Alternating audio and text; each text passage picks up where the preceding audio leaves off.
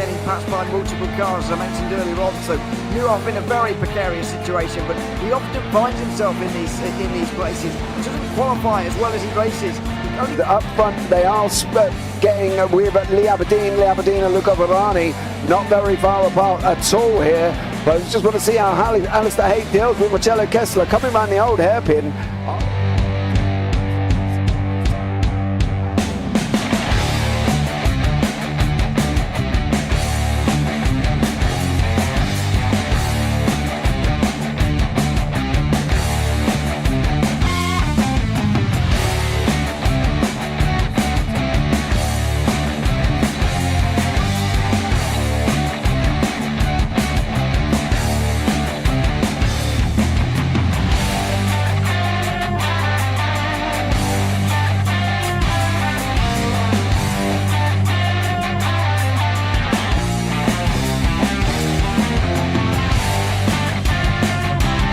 I would say it's not the best decision they've ever made, just not having done that under the safety car, really. Yeah, they're taking their pit stop strategies from Ferrari lately or something. What's going on? In turn one, just too much gas on them, too much feet on the loud pedal, and unfortunately he's dropped him all the way down the order. But Philip Hammer is out in front by an 8.91 seconds.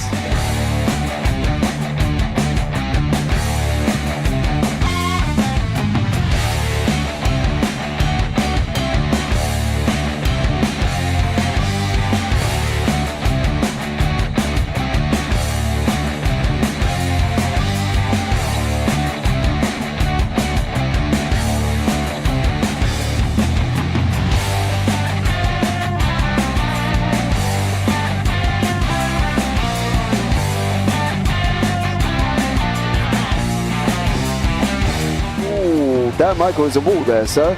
And definitely doesn't want to be hitting that earlier on as well. Difficult, the understeer is in the dirty air through that final corner because it's such a long corner and you get dragged off into the grass very easily. He'll have the slipstream down it towards the chicane. Peterson was briefly alongside, but that slipstream has saved him and kept him in third. Yeah, Varani now lost a little bit of time to Aberdeen, about half a second. Peterson is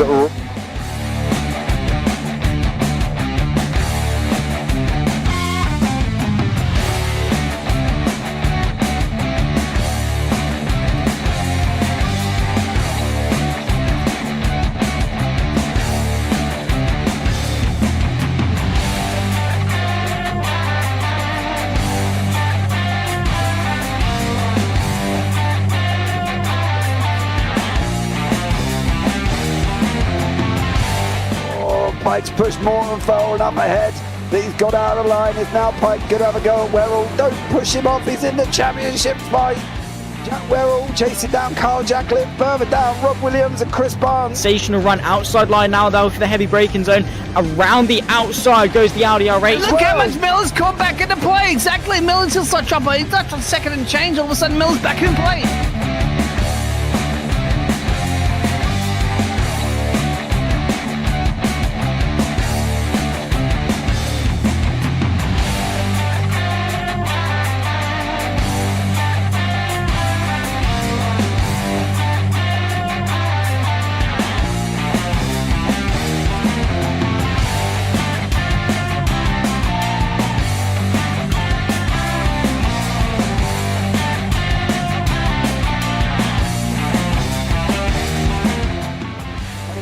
To the back end of Phil Jocelyn. So there's been a lot of movers and shakers in this first 2 laps here for race. Absolutely serious racing league. Everybody's allowed to have fun. Yeah, it's all about the entertainment. So I hope everybody is enjoying themselves out there in the chat. We know that Ron is been enjoying himself watching. And the Burger King machine's off into the grass a little bit there as they're really bunching up now.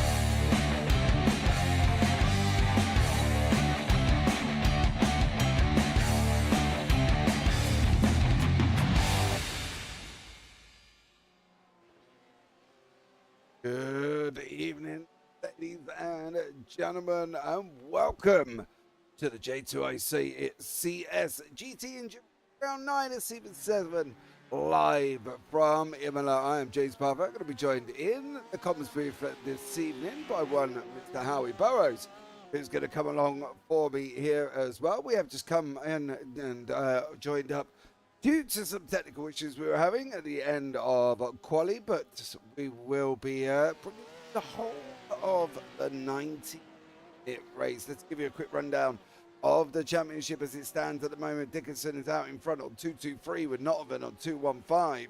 Joshua Spears in third on 201 and Bozak on 198. Urko on 163 with Eat My Dust on 1. Prince Adam on 157 and Spook Duds on 144. Then Spring on 137. Mike Pilot in 10th on 136. And then you've got Bob Nova, Miller, Garlic Dog, Cat Daddy, Sector is rounding out the top 15. Broccoli Motorsports in 16th, Simply Steve 17th, AJ in 18th, Long Island Nerd 19th, Mega down in 20th. And then underneath that, you got DC, Squilliam, Nicolator, JD, Crew, Beaver, Book, Paper Dog, Paper Bag, sorry, I should say, is the last of the points. So let's bring Howie into the booth. Howie, good evening, sir. How are you? I'm doing okay. I get dread in my eyes just looking at Imola. To me, it's a bit of a bogey track. One that I struggle on, and I respect anyone that could make it around. So we're going to see 90 minutes of people making it around what could be one of the hardest tracks, at least for me. And with 8 points in it, I love it when the championship goes down to the wire. It's going to be today and the next round. And we're going to have a winner very, very quickly. It's going to be exciting. Yeah, it definitely is. And I think that's one of the things that we look out for. You know, let's not also forget as well that they've got 90 minutes of racing here. This is the endurance series. This is the full length, you know, hour and a half that they've got to contend with. But, you know, we're just going to have to see how these guys get on. Let's bring you up the grid. Notovan out in front with Bozak in second, Dickinson in third, Simply Steve in fourth, Joshua Spears in fifth, and Eat My Dust in sixth, Prince Adam seventh, DC in eighth, and Gavin Averman in ninth, Dylan Meyer 10th, Urko down in 11th, and Spring Flower down in 12th place. Jason Wanachek in 13th, Biker Pilot 14th, Brian Schwab in 15th, Broccoli Motorsport 16th, and then Bob Nova brings up the rear in 17th place there. As you can see on the track map on the right hand side that will be on your screen very, very shortly, we are starting out by the, well, it's going to be very interesting actually because we're coming down Piratella and Aqua into Aqua Minerale. So that's going to be an interesting one as well. Just on the pace lap, of course, they are only doing half a pace lap here, which is good as well, because the last thing they want to be doing is doing a full lap here. And at this one, what do we reckon, Howie? How's this one going to pan out here? Well, Notovan getting 2 places up on... or just about one. Letting the timing go around. Yeah, Notovan getting 2 places up on Dickinson Championship rival means he's stuck just behind. But the teammates going side by side on the start here could play into some great team games. I know these teams are in communication with each other throughout. I've also heard a lot about how track limits can be a real struggle here, not just for me, but for everyone else out here historically past in the league. And with drive-through penalties on the 16X over 90 minutes and calls about anti-lock brakes, it really, really could happen. I think we could have some problems. Yeah, I believe so as well. We're just waiting for the pace car to come on as they're on their run down into Ravazza now. It's going to be very, very interesting to see what goes on. How are they going to deal with this one? How are they going to deal with the opening lap? 17 cars. They don't want to bail out and they don't want to make that mistake over the first couple of laps. It's going to be a long time. It's going to be a lot of racing involved in this one yet. So stay tuned as we're on board with Notovan, Bozak alongside him there. Into the second part of the Ravazza we go. Pace car's going to be peeling in. Should be this time. There has been examples this week. There we go. It has gone in now. Ladies and gentlemen, we are up and running. Notovan out in front. Bozak grabs second. Dickinson tucks in third there in between. Bozak on that run down into the Tamburello. They're going to go first. Notovan in taking the whole shot. Bozak second, Dickinson third, Simply Steve in fourth. Eat My Dust coming up in fifth with Joshua Spears behind that. Dylan Meyer trying to make moves up on the side here as well, alongside the Ford of Spring Flower. Ford repping in this race, of course. Going to be interesting to see how they get on. Through turn 6, into Toza they go. Not of it out in front, Howie. He did what he had to do. And now he has his teammate down behind. You don't want to make really bold moves super early in a race like this, but having this much time ahead of you and having a teammate who can just frustrate the car behind and let you run your hot laps can really, really help you start to play the strategy. There will be pit stops later down the line. This is the perfect start if you're looking to pull your championship ahead. Yeah, absolutely. They've just got to make sure that they can keep up. The front 2, of course, out in front at the moment. The last thing they want is to have that broken currently, because let's face it, you definitely don't want to be losing the lead this early on here. You want to try and make sure that you can hold on to it for as long as possible. But they've got a long time, Howie. I think that's the thing. You know, they've got 90 minutes of racing, and they're coming down into ending of lap 1 now into Ravazza, the left-hander here. Notovin goes in, Bozak goes in, Dickinson goes in behind him as well. No real issues. They've opened up 2 seconds almost to Imola dust here. Not Imola dust, sorry, Joshua Spears behind him. So, you know, there's still all of this time left. There's still all of this racing to go. What are you kind of doing here? Because they're coming down and not been out in front by 4 tenths. Focus on getting good laps down, I think, at this point, rather than just making a dumb chase for it. Focus on getting consistency, and then it can all start to play out differently across things like pit stops down the line. I mean, while you were calling that early on, until then the first lap, it looked like Dickinson was getting a little bit loose coming out of one of the corners. Made it out okay. But it's those sort of mistakes early on that if you make a bad mistake at the start of the race, you just sort of go, well, I guess I'm done here. And in a championship battle of 8 points between these drivers, they're going to want every last position. Also interesting, these 2 Ferraris here, basically playing spoiler for the team behind. This team out in front are open to do whatever they want, but behind, these 2 Porsches have been blocked by 2 drivers that really have nothing to do with this, but are still entitled to do absolutely everything they can for their own position. So one team's definitely got a bit of a strategical advantage here. It's a long game to go. We have got a long time, lots more racing to go here, and it's going to be very, very interesting, I'm sure, on this one. Spring Flower is having a nice little battle with Dylan Meyer there, the Porsche and the Ford. It's a very Porsche-dominated field. We've got a couple of Ferraris, a couple of Vets in there as well, but only one Ford with Spring Flower repping the Ford. Great to see, Howie, that we've got the Ford in the field as they're heading down Ravazza now. The front 2 are very close together at the moment as well. 3 tenths between Notovan and Bozak. You can see on board with Bozak here is using the draft as much as possible, getting up behind Notovan as close as he can into Tamburello. The question will be, is he going to be brave enough to go through on Notovin, who's in front of him in the championship at the moment here as well, but he is still fighting third place with Josh Spears, Howie. So these 2 drivers, they are communicating right now. They are in a channel together. Many of the teams in this championship do get together and talk during the race, and I don't think you're going to want to make big moves when there's a drivers' championship battle on the line between your teammate up ahead. But being in this draft is very nice to you. It does just save a little bit of fuel, which isn't a huge amount, but over the course of a long race will work out. And it just sort of gives your teammate in front a lot of, what's the right word, peace of mind, to know that, like, he's not being harassed and harangued by someone. Hopefully he's not being harassed and harangued by someone. I think at this stage in the championship, you kind of want to start playing with each other rather than competing for every last spin. I think a driver's championship is great, and the team, 1 and 2 is perfect either way, but you can just play that lovely little game in the middle. You just need to be consistent, a little bit of defense, and then it's very strategically nice for these 2, I think. I think they're in a very good mindset going into this long race now.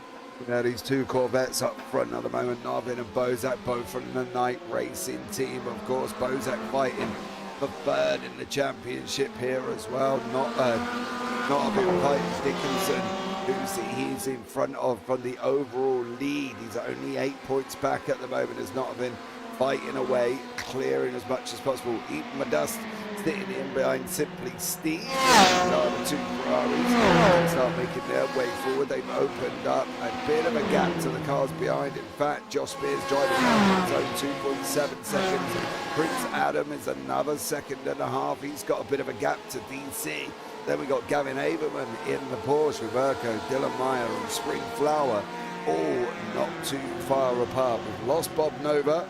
Unfortunately for Bob, there's no reason to see why he has unfortunately gone out of the race, but he is currently at the moment. Imola does tucked in as well. The question I've got, I suppose I've got, Howie, is at the moment when we've got a couple of teams in the order as they are, do they team orders, would you say, will come into effect? Would you think that it would play a part here, especially if Imola Dust is quicker than Simply Steve? I think, especially between these top two teams, there's a lot of communication. It's not quite these strict orders from above, so to speak, because there's not quite a team manager, the drivers are talking to each other. Along these two, I think that only really one of them has serious championship points. I think in a position like this, it can be fun to have a little bit of a scrap at each other, as long as you don't do stupid stuff, of course. I do find that this is a track that rewards the long run, though, over making the crazy moves. A bit more forgiving in GT cars, you do have more space than a typical F1 session where nothing happens here, but still, I typically find it's quite hard to make big moves. I've heard that there has been some very, very good racing in this league here before, but especially in this race format, I feel like these two drivers could go for it. They could have some fun, but they definitely want to continue to be sensible. There's nothing quite like giving up double points for a right now. Yeah, you don't want to go and throw all of them points away at the moment, so it's going to be interesting to see how this one pans out. Obviously, with Imola, it's going to be interesting. It does have its history of great racing within cars and has been known for that, but it'd be interesting to see how it pans out here as well. DC down in 8th, he's got Gavin Averman in that Porsche tucked in right behind him at this moment in time, coming into the left-hander at Tozer now, and you can see just how hard they're having to work in that Porsche on the run down into the right-hander Pelotella. Off tracks are very easy to get here, Howie. I think that's one of the things these guys are going to have to be careful of. They are, and this is going to be a track that really, really punishes them, I think, over time. I'm surprised looking at off-track counts. I took a little bit of a peek, and currently only a couple drivers have a single point, when I swear I saw drivers going off at certain points. I don't quite know the rules for this track. I know they're enforced a little bit differently everywhere, but it's very easy to take the tiny bit too much out of the corners. The sausage curves don't kill you here like they do in other cars, but instead you're getting that slow burner point to get a drive-through for your first 16X, and if you do it again on another 8, it's more and more drive-throughs, and that will ruin your race. It definitely will, and I think they're going to have to be just a little bit careful anyway, because obviously they've got such a long race to deal with that, you know, they are going to have to be very, very careful of off tracks here. Imola does getting closer to Simply Steve into the left hand here on the Tamburello. He's not going to make it through this time around, but these guys all locked in a battle here. This is a battle for 9th, 10th, 11th and 12th. Does Springflower go for it? Got a better run at the moment. Is going to be able to get the inside line going up into Variante Villeneuve. He has made it through. Springflower in that Ford has passed Dylan Meyer, now going to be setting after Urko there as well. So interesting that the Ford, well, not doing too badly here at the moment. That overpowered V8, I swear he'll get them all. He'll be winning by the end of today. Lovely, lovely little car. It's one of the only real ones we really miss now that most of the rest of the field have made it to GT3. I do like the Mustang, but the GT was a special work of art, and I do have a disdain for these so-called free thinkers that do nothing but pick Porsches. Oh, That's DC. one Porsche going wide. And giving up 2 places on the road. Yeah. Sometimes you just got to, when you make those mistakes, just sort of calm down a bit and not overcook what you're doing. Just try and get back to it. Sometimes you can just make mistakes and mistakes and mistakes and mistakes, and then they can spiral out of control. Hopefully, that's the first in quite a while. But this track can be punishing. That's just one example. Lots of points. Yeah, it definitely can. DC having some issue with the corner. Did run a couple wide and then unfortunately lost places here at DC. So we'll see how he gets on. Gavin Averman and Urko both went past there. Biker Pilot has been off of the side of the circuit. Unfortunately for Biker Pilot there, off the side of the circuit. The Gavin Hayden rifle, the pressure in the world at the moment from Urco. Early on, of course, with 10 minutes in of an hour and a half here, so they've got a long old time to settle in and try and make them places back. It's going to be interesting, I think, as well, because pit stops are going to be in play here. You know, they're not going to obviously get to the end on one stint of fuel. They are going to have to make pit stops. When do you start thinking about it? Because at the end of the day, they are running on 100% fuel, so they will be able to go for a good old length of time here. But surely they've got to be to sort of start thinking about whether or not they're going to save, whether or not they're going to run it out flat. You know, I'm rubbish at pit stops, to be blatantly honest, and fuel management. I just run the car out until it runs out, Howie, and then whatever my little crew chief tells me to put in, he puts it in, and then I go to the end. But I'm sure these guys are probably a little bit more thoughtful on fuel than I am. I too am a victim of auto fuel. By victim, I mean try racing IMSA and then watch as it gives you like 5 laps too many and ruins your race. But we do have some numbers that have come back on roughly what we're going to be seeing from the pit stops. These techs can make about 34 laps here, and that means between 30 and 60 minutes in that window you can make the pit stop. 45 is a reasonable middle spot. I find in a lot of GT racing that it's actually helpful to just, as soon as you're in the window, time your pit stop around the area. So if you're in horrible traffic and you just want to get out, it's a great time to make a move. Otherwise, you run it down to the end, and then if you run it the whole way, you spend less time in the pit stall and you run longer with a lighter car. So it will start to play out over that time. It looks like it will be hitting at around the half-time mark, though. Doesn't sound like much of a use for tyres. They will get a little bit worn out by the end of this, but not destroyed enough in 90 minutes. Although I know in the GT3s you don't lose time when changing tyres. I don't know about the GTDs. It's an older spec, and I know that's a fairly recent update. So maybe you do just lose time taking tyres. Yeah, I do wonder whether or not they're on the fuel tyre situation. You know, where the fuel goes in first, tyres go on after, and that's going to be the interesting thing, is who is going to take tyres. Now, the anticipated stop is obviously they're not going to have tyres, right? That's what we're expecting, but at the same time, some of the back runners, especially down in the Ford, I think, you know, with the Ford being very tyre hungry, you know, it reminds me of the blue car and the red car had a race, and all Blue wanted to do was stuff his face, but the Ford is kind of like that on its tyres. So I do wonder whether or not Spring Flower will have to take a tyre stop as well. Over the practice sessions this week, Dickinson was fastest on Friday, Sunday was Notovin, and then Tuesday was also Notovin in the fastest one of the two. So Notovin doing a great job. What is Eat My Dust going to do here? Is we going to make the move past Simply Steve? I think we're going to see just about now whether or not that's going to answer my question. It is going to answer my question and that one. And Eat My Dust does go through on Simply Steve. That looks more of a position swap within teams, should we say, Hal? If I'm just like using my psychic mind powers here to try and work out what I think can happen in situations like these, it can be a case of like, you're coming out of this corner a lot faster than me. You can have it because I'm obviously not going to be horrible to you and just cause a crash. I didn't see too many like massive examples of one biting the other's heels. I'd like to maybe find out later if there were plans in it, but sometimes it can just be about giving space and respect to your teammate. But I see the driver in front is getting away, getting quite a bit of pace down the line, so it's also very possible you can just ask me out in the corner, like, hey, can you give that to me? Long race ahead, and start chasing down the cars ahead, messing with a championship battle. Love to see it. Yeah, I think it's one of them, innit? Look, let me through. I am quicker. If it works out, I'll hold on, you know, at the end of the day. And if it doesn't work, I'll give you the place back. So for Eat My Dust now, he's got to sit on his way over Dickinson on that one. Up from Motorsports are lengthening their lead over Night Racing for P1 in the teams. It's going to be interesting. That gap sits at 24 points, of course. Night Racing with Notovan and Bozak. Dickinson and Josh Spears is a part of the upfront racing. Josh currently sitting down in 6th at this moment in time.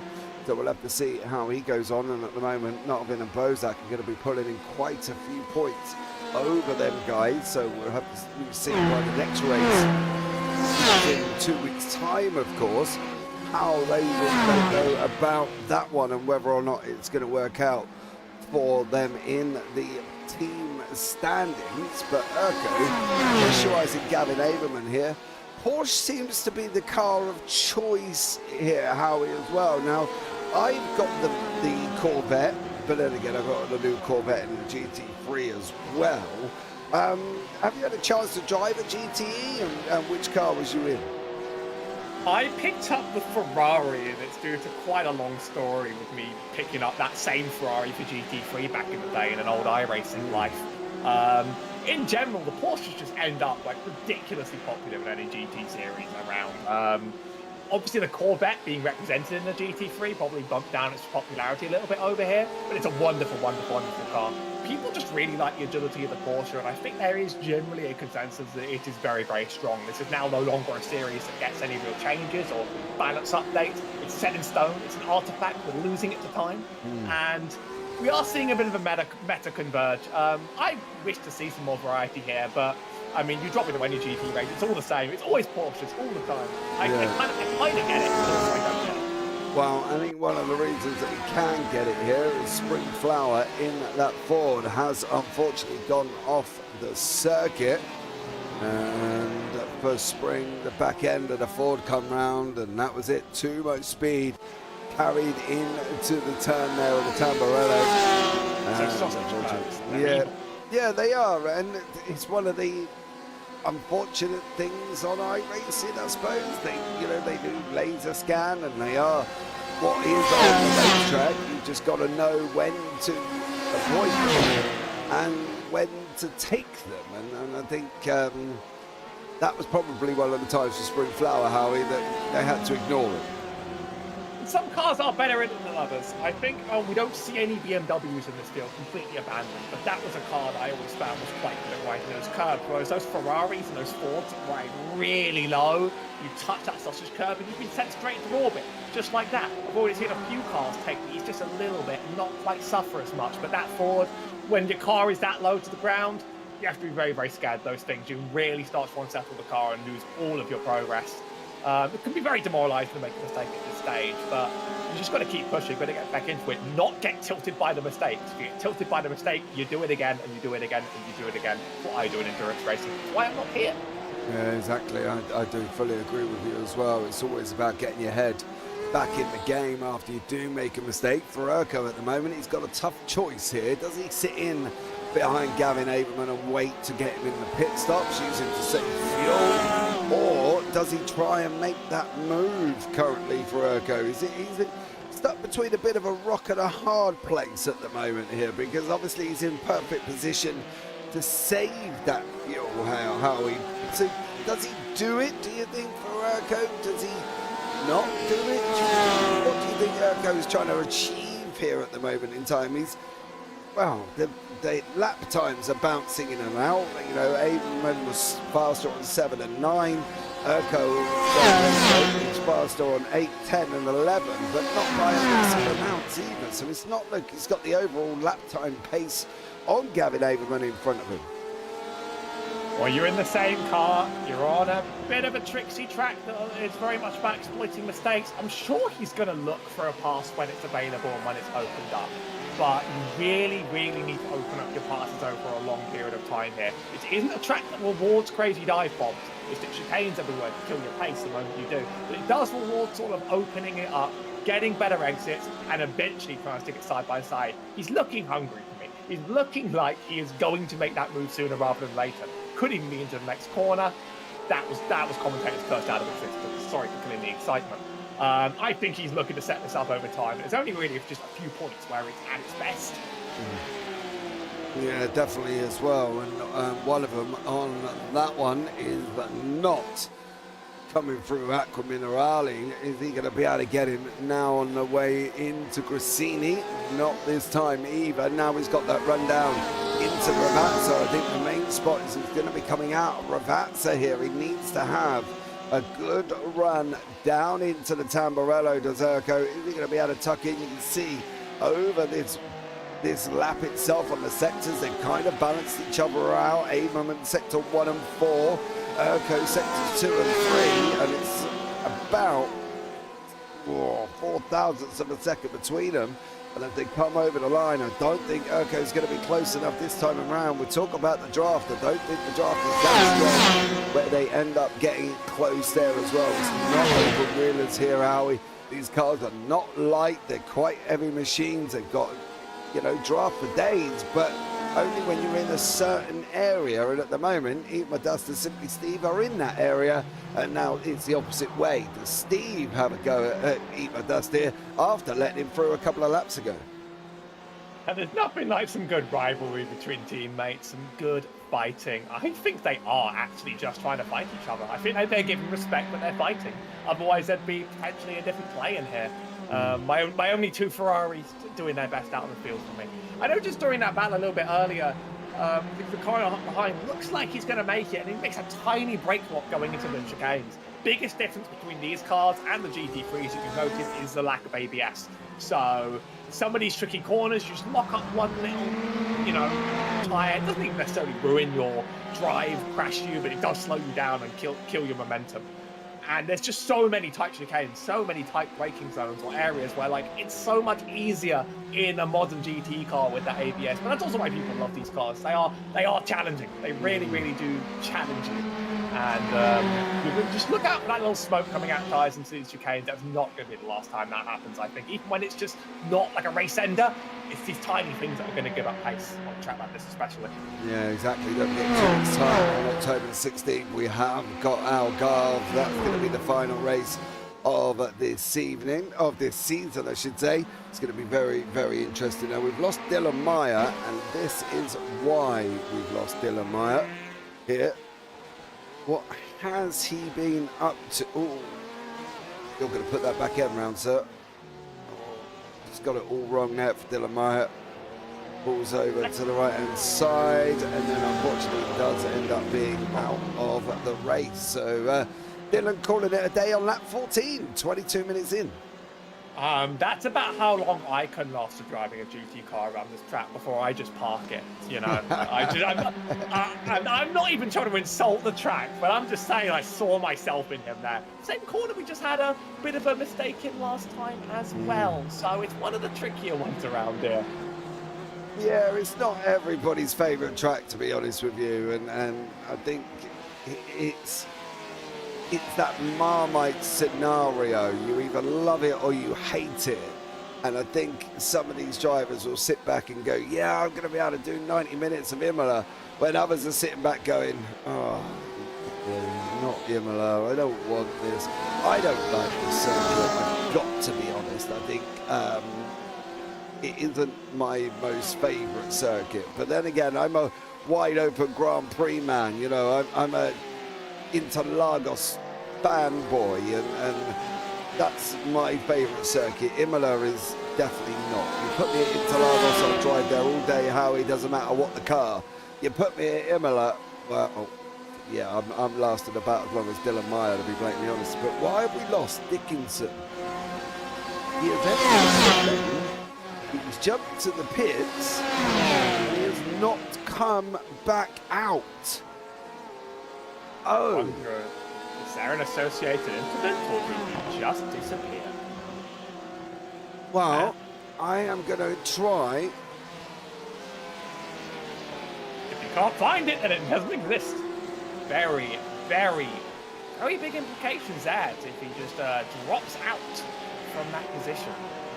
Yeah, give me 2 secs on that. I'm going to go and try and find out what went on with Sean Dickinson and why is he out. I've got no reason. He entered the pit lane, that's all I've got, and then he jumped to the pits. Now, whether or not he had a problem in the pit lane that's forced him to jump to the pits, I can't really answer that. We'll have a look at his pit lane entry very, very shortly to see if he hit anything on the way in. Just want to keep an eye on what Urko's going to do here with Gavin Averman coming into the Grassini chicane. Nothing doing there down as well, but I do wonder what went on with Dickinson. He just entered the pit lane. And obviously we didn't see an incident that ran up to this or significant. No, just... I mean, there's like, nothing again, there. I get all of the energy, but maybe not in a position like this. You do get 2 drop weeks in the championship, but I think if you are in the shot of winning it, you don't willingly take a drop unless something happens. But a lot of you know, we're sim racing as a hobby. It could be anything that's just come up in real life that's just provided to disappear. We will find out later, though. We have a lot of time ahead of us. Oh, Imola's got it wrong. Oh, there's contact. Something comes again. Oh, running a little bit too much on the inside, going into that first set chicanes and running over the sausage curb. It just sort of makes you a passenger. He is broke. Imola he is not going to be able to get that round a lap. I would be highly shocked. Oh, he's going to try. Oh, my dearie me. He's going to try. Bravery. What is not his bravery, it's how this car's going to react. Woodercheck goes through. Like the pilot's going to come up to him as well. You can see Imola in front. He's got literally half of the lap still left to drive. The car is all over the place. It's on the grass at the moment on the right-hand side. No, there we go. He's jumped. It back. There's 2 fast repairs, but I think at one point you realise it's definitely faster to tow. Yeah, and he has. Drive that. Yeah, and he but has. With 2 fast repairs, a race is naturally over with damage like that. Possibly a lead penalty coming for that one. I don't like to call it's quite as partially early on, but I think running over the sausage curbs is a very valid way to say that someone calls that one, but that's tricky. Like, it's one mistake and you just get sent into orbit over here. Yeah, you just misjudged one corner, it sends him into the other corner.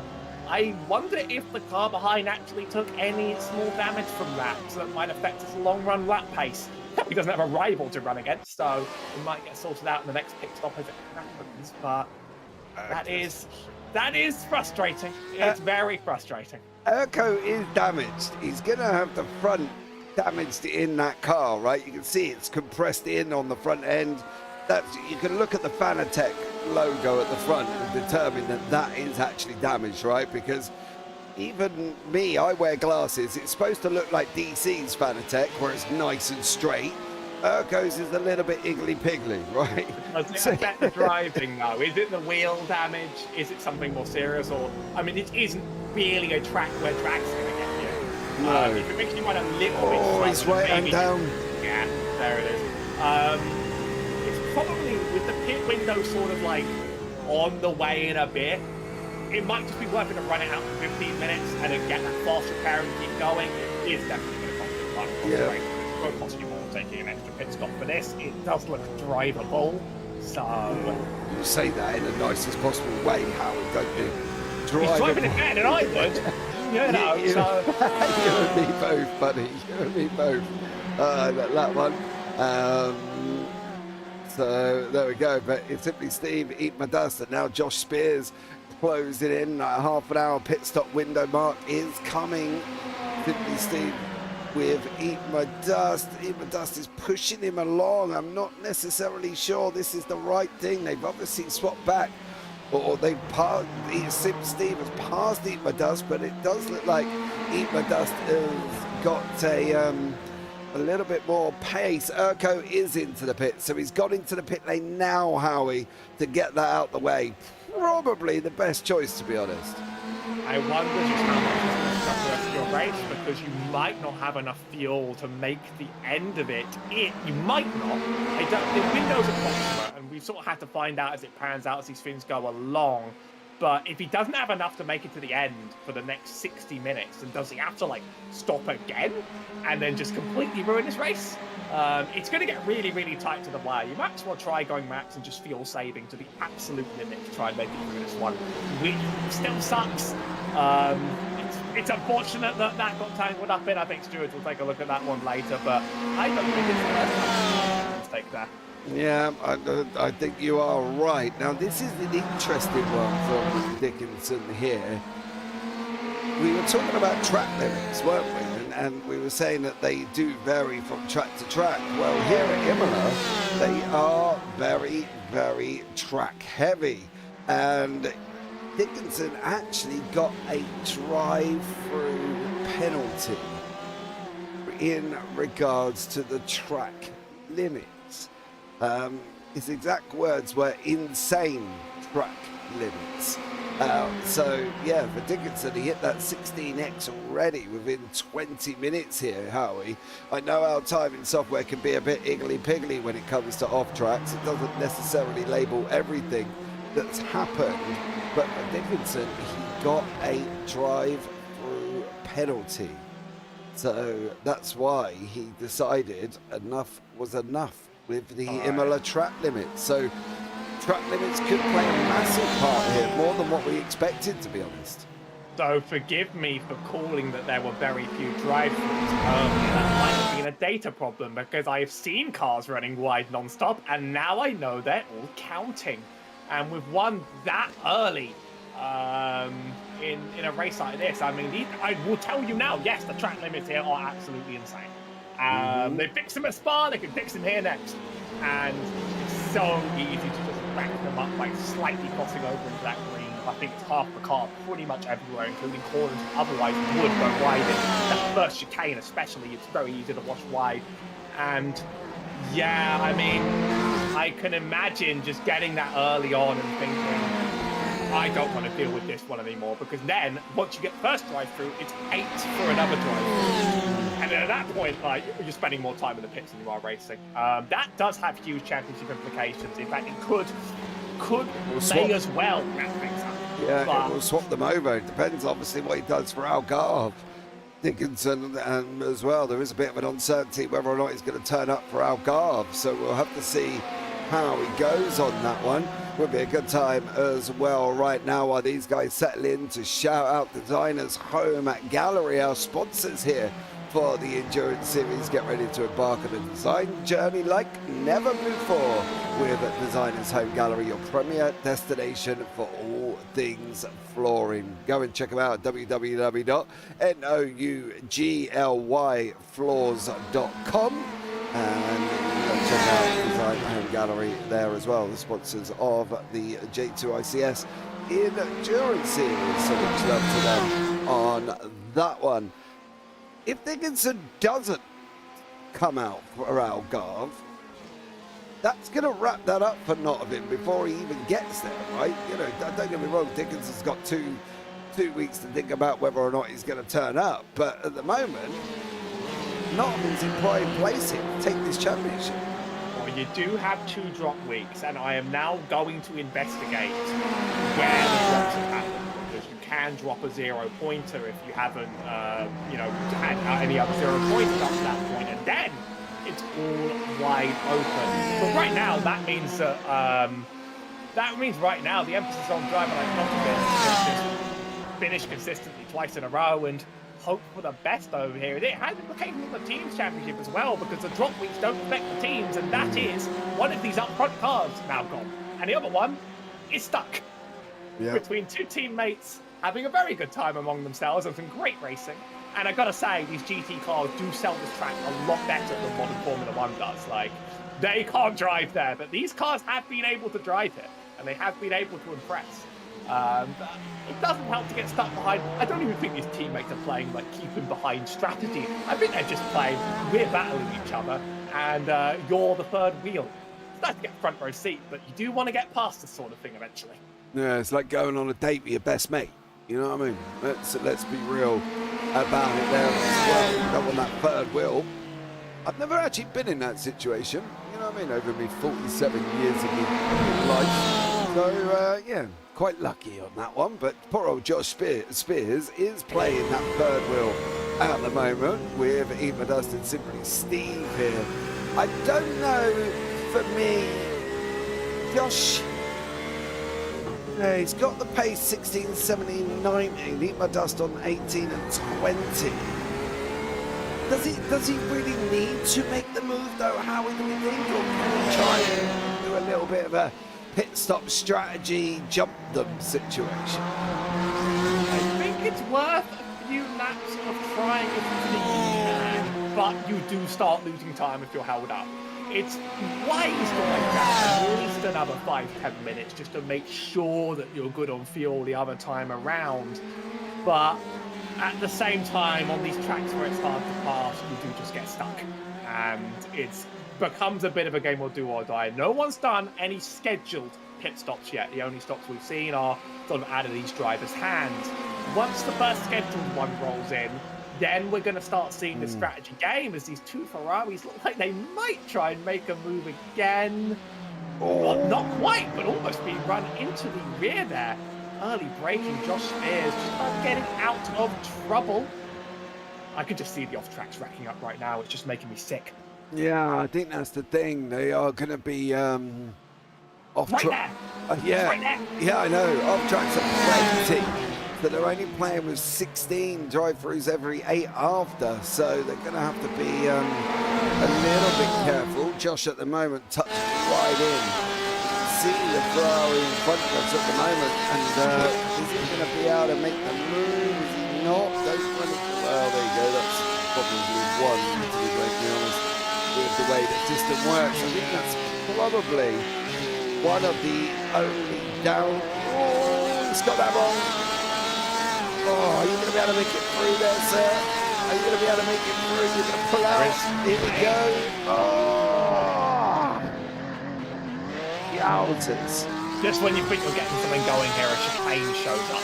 That's how I describe it. You can't help that one, can you, buddy? It's part of the racetrack. He just couldn't get there quick enough, could he, on that, unfortunately? But, yeah, it's a horrible... Oh, he's made a mistake. Now we're going to go through, though. And we have... That's setting up a path around this track, putting on pressure, wait for a mistake, and taking it for free. Bit of clearer air up ahead. There is obviously a car for a while, but you're not actually being held up anymore. So next few laps here that really determine how coming out of the pit stop is going to go. It's all about that in lap and that out lap, and that long run pace between the two. I think even just is striking me as this sort of angry face that wants revenge, although maybe that's the front of the Ferrari speaking to me at this hour of the day. But yeah, when you get taken like that, yeah, you think, I'm faster, I can do this. I think they're not done.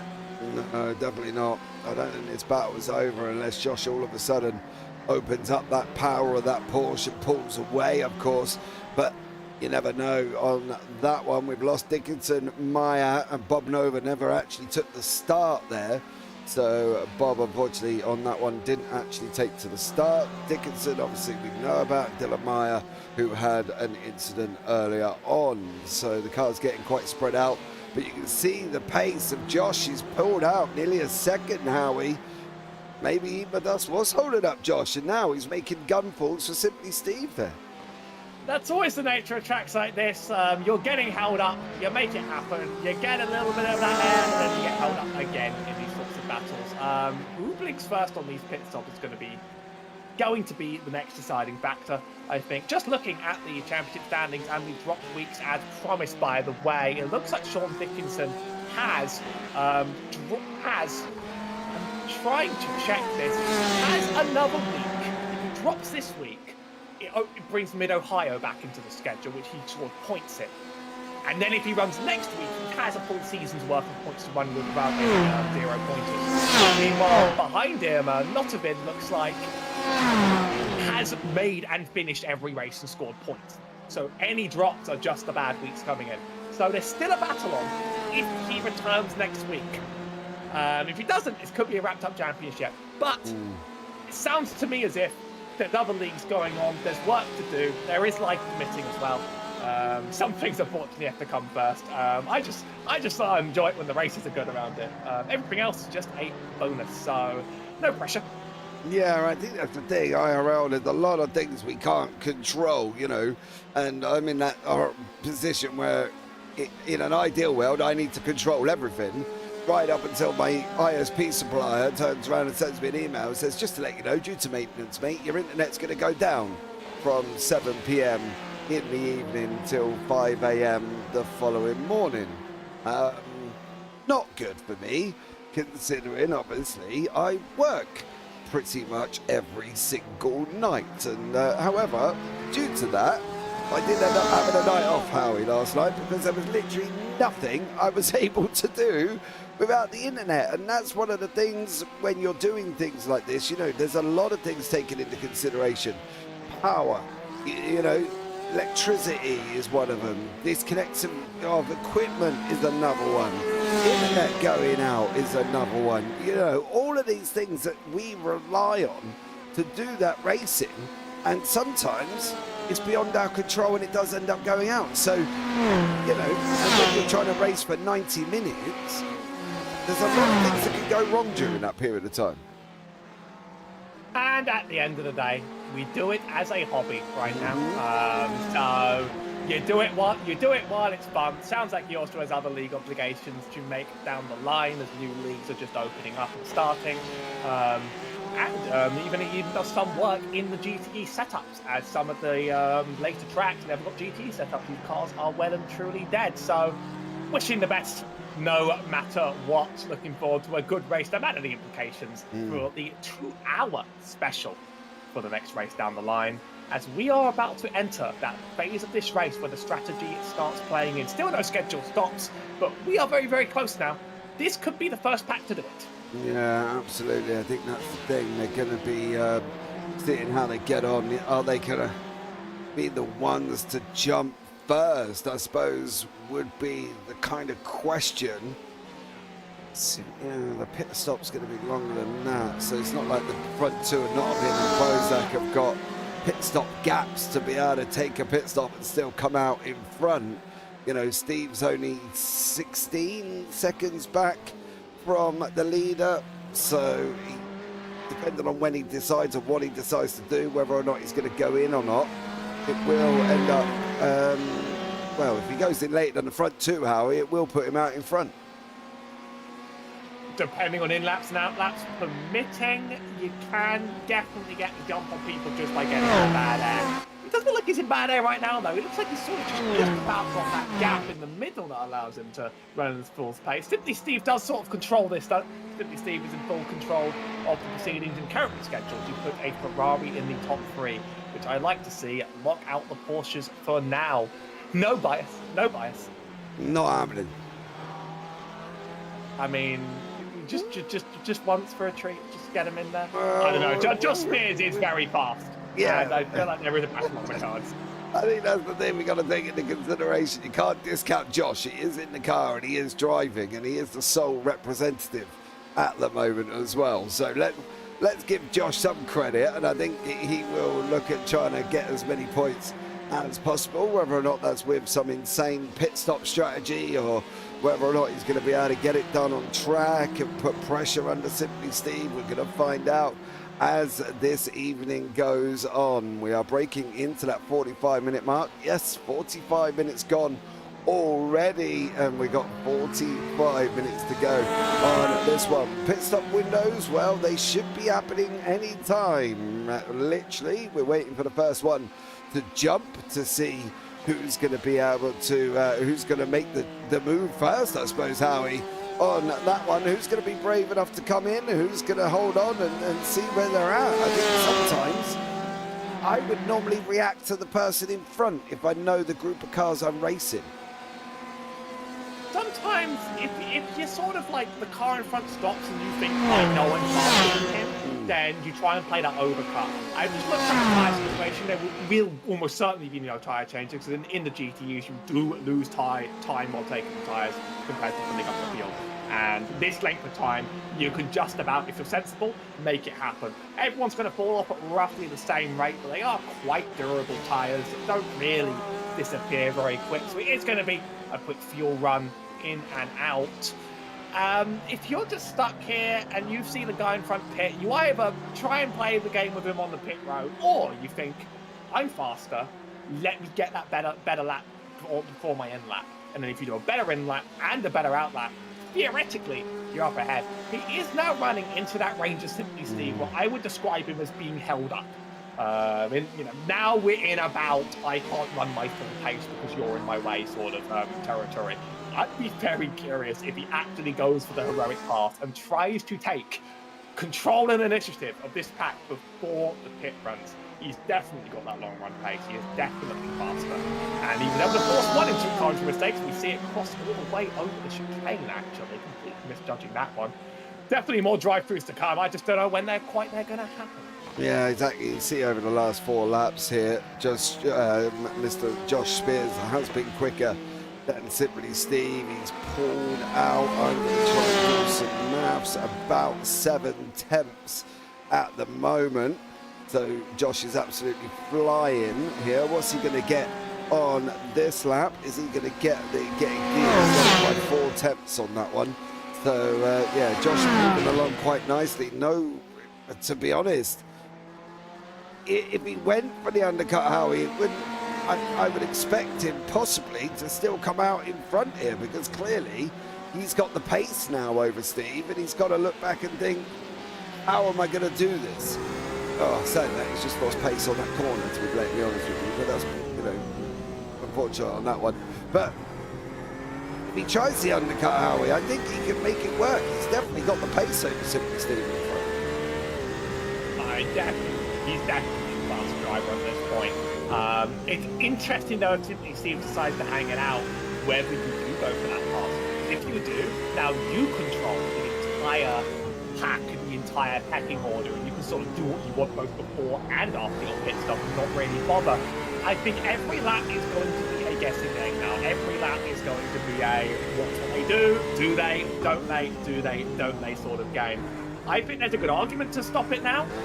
There's also an argument if you think you're confident enough to make that pass, but it does seem to gain in some parts, lose in others, dropping them out. It looks like our first pit stop schedule coming in from our Schwab. They're down there in the back.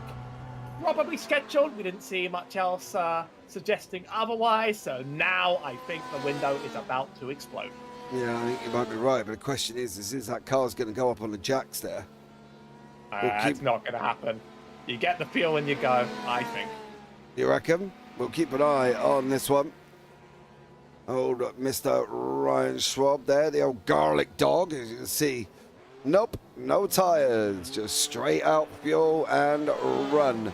Broccoli Motorsports just had a little bit of a moment. Urko is in behind him currently, but how long is... Oh, well, there you go. That answered my question. Time to make back. Yeah, that answered my question before I'd even finished the question there. So, yeah, back in with Josh Spears and Simply Steve, who are still battling away on lap 29. Well, we've got, I'm going to say 45 minutes, guys. I can't do the maths on that one this early on. But, yeah, they continue to fight out. Josh Spears with a decision to make, I think, Howie. Is he being held up? Does he go in? Or, well, he is being held up there because Simply Steve was nearly 1.5 tenths quicker than he was on the last lap. So I think for Mr. Spears, it's decision time, Howie. Go in or get the pass done? In this place, I go in, but I'm not the talented GT driver who can string a lap around here quickly. And I would love to see an on-track chase for it. I would love to see try enforcing out a mistake, but I think we're now so close to that changeover point. And if you don't get it perfect on one lap, you are losing time eventually. Not this lap. We keep going. Thing I never understand when I watch people with pit stops, and I'm not very good at them, right? Don't get me wrong, as I said earlier, I will run the field out for as long as I possibly can, but it's having that decision to react to what's going on. If he knows that he's being held up by Steve in front, and he's got the pace on Steve, surely he would be looking at making that undercut. Wouldn't he? Or am I not seeing it here? I think when there's no tyre advantage, it does change a little, and there is I believe, a time advantage to running out all the way to the end when there's no tyre change, because then your car ends up being lighter for longer, and you have a quicker pit stop.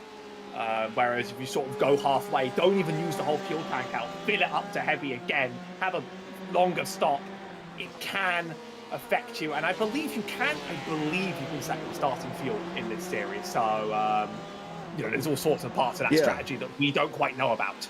Well, yeah, it's open setups, isn't it? As Dickinson said, you know, trying to build setups for the GTE, so it's open, so you can run whatever you like, as long as you're going to make it on one stop, really. You don't want to put your fuel in at 10 litres or whatever it is and only go a few laps before you've got to come in, because let's face it, that's pretty much pointless, right? You want to make it at least so you can set it to make sure you can get the half an hour or even just fill it right up and run it out. You know what I mean? It depends on what these guys have done.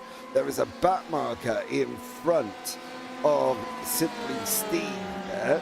That is Motorsports. It's going to be interesting to see now as they've just gone and started the next lap. Whether or not that Broccoli Motorsports car is going to jump out of the way. The question is where and how can he do it safely?